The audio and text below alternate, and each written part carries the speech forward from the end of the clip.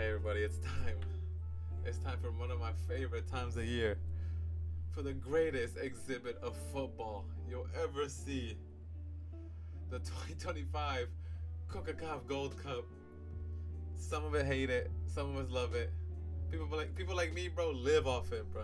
Ever since I was a kid, man, I loved CONCACAF football. I love Central American teams, and I guess I just like watching it. I've always grew up.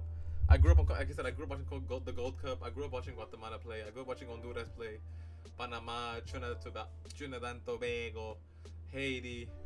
I don't know why I said it like that. Tobago. Shout out Trinidad. Hey, shout out Dwight York. But Jamaica, dude, those teams I really grew up watching, and I guess now I just like watching Gold Cup. Obviously now I don't watch everything, but I am intrigued about it. And the draw for the World Cup qualification had just came out, and damn, bro, that Group A is crazy. I'll put it right here. Group A, crazy. Well, I'll put up the whole thing, but today, man, we'll be talking about the CONCACAF Gold Cup 2025, and these are the 5 things I'm be looking forward to in this year's Gold Cup. The first thing I'm looking for this year's CONCACAF Gold Cup is none other than seeing Mexico play, baby. And I know, boo, I don't care, bro. I don't care what anybody say, bro. Don't worry, it's gonna be my number one. We make it quick. Obviously, I'm a Mexico fan, and I think Mexico will win the Gold Cup. And obviously, that's gonna be my number one priority, I guess, supporting wise. Also, we gotta see how they play. I would never want to see this team play bad and at the same time win the Gold Cup. I think that's the worst thing someone can do. That's the worst thing someone can realize, seeing how bad a team is. You know what I'm saying? There's one thing winning a tournament, but it's how you play the tournament. And if the tournament you're playing in Suriname and Guatemala, Mexico should be winning this tournament. Not easy. Obviously, Canada, the U.S., Panama are there, but Mexico's the favorites. I think number one should be Mexico's pressure to win the whole thing. They're the favorites. I think in front of Canada, they have the better team, the best team in the tournament. I think Canada has all their players too. Hey, Canada's coming in strong too. Canada's coming in strong. The U.S., we'll get to it, because my number 2 is Christian Pulisic, Weston McKennie, and Serginho Dest. Not going with the United States national team. I don't get it. What's wrong with the Gold Cup? Have you guys not noticed they've never played a CONCACAF Gold Cup? If you look up the last time they played, I think the last time they played it was in 2019. No, not even that. And I'm just confused on why they don't want to play this tournament. And I get they're tired, and I get they want to save it for the World Cup here because they want to get in. I get that. I really do. I really do. But man, something about not playing for the national team really bugs me. And if you're a U.S. national team fan, if you're a diehard national team fan, that should bug you too. If it doesn't bug you, then you don't really like the team. Because I see from the outside looking, I'm like, Donovan never did this. Dempsey never did this. Yes, they had different careers to them, but I mean, in terms of skill and actual like importance to a team, I think Dempsey and Donovan were much above Pulisic and McKennie, in my opinion. But there's no way you can't look at a tournament like this to think, hey, let's calm things down. Let's reassess things. We're not playing good. Pochettino should have more of a fucking say in this team. The fact that Pochettino doesn't go, hey, it's World Cup year. World Cup year. We need everybody. Dumb, bro.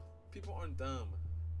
We know you don't come to the tournament because you think it's less. You think it's below you guys. We all know that. Just come out and say it, bro. Come out and say it, and then get your point across and get it over with. That's my thing. 3 on the list of the 3 things I'm most excited for is Jamaica. Period. This Jamaican team is slowly but surely playing better, and they are are they a dark horse? Yeah, I think they are the dark horse of the tournament. Them in Costa Rica. I think them in Costa Rica are gonna be like this. But Jamaica, in my opinion, if they play their cards right, if the way the U.S. is playing, and the way Steve McLaren is making them actually play some decent give and go footy, their group of Guatemala, Guadalupe, and Panama, I can see them topping their group. I can see them surprising Panama. I can see them beating Guatemala. I can see them beating Guatemala. I can see them beating Guadeloupe. Damn, this Jamaican team can slither their way in to a very good position. Genuinely.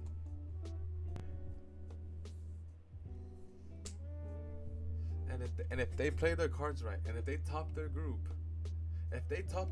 they avoid the United States, who in their group alone, I think they will top. And if they don't top, but don't be surprised if they don't though. I know I should put the next segment, but let me leave you this: USA taking their B team. Don't be surprised. But if Jamaica top their group, avoid the United States, play either Haiti, Trinidad, or Saudi, which I think will be Saudi Arabia. If the US don't play that good, and if they playing the way they've been playing, I think Jamaica. I can see Jamaica playing the final. My prediction is Jamaica, Mexico in the final. That's my prediction.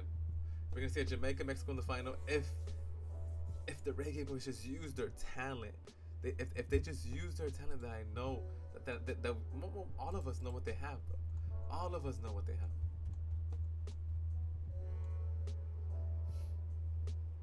Leon Bailey, Dixon, Damari Gray, Warner Brown, and the fact that they're going attacking based players. They're not going with the normal players anymore. They're not going with that anymore. They only get a couple of midfielders. It's all out attack with these guys. And if they keep continuing that, I see them continuing off with a very successful path in the Gold Cup, and they are my dark horse, 100%. I continuously see them becoming a better team under McLaren, and if they play their, like I said, I keep saying this, if they play right to their strengths, to their wingers, attackers that straight up just counterattack. It's great football. They just beat Guatemala 3-0. I know Guatemala's not a strong team, the strongest team, but they're a good team. They broke them down and they beat them 3-0. That's my number 3, man.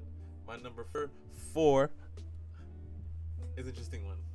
Well, for me, it's an interesting one, and for a lot of people out there too, is the 2 Mexican coaches taking their respective national teams into the Gold Cup.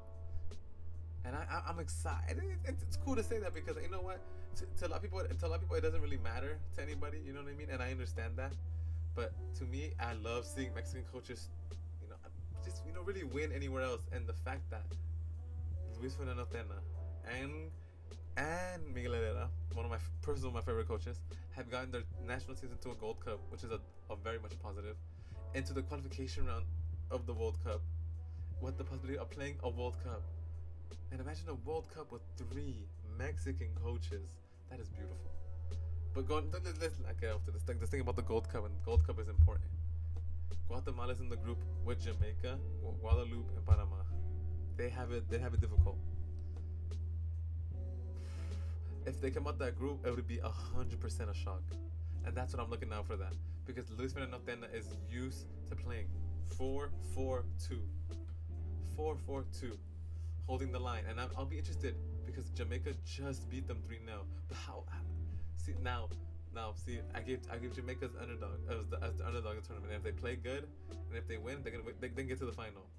But if Tena puts his mind to the metal,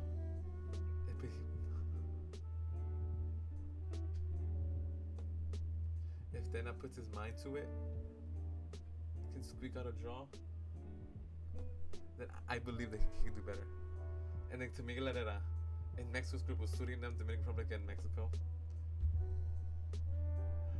they're gonna get second place. They're gonna go on to the next round. They will probably play the U.S. They're gonna play Canada because Canada's gonna play first. They can make semifinals as well, but that's not what I'm saying here. I'm saying about how Miguel Herrera's taken this team and completely transformed it from a year ago. From a year ago, they were talking about Celso Borges, Brian Ruiz, who else? Watson. Not the things that they were. They finally pushed them out. Sadly to say, he's pushing them out and brought these new players in, bro. The average age of this team is about 26 or something.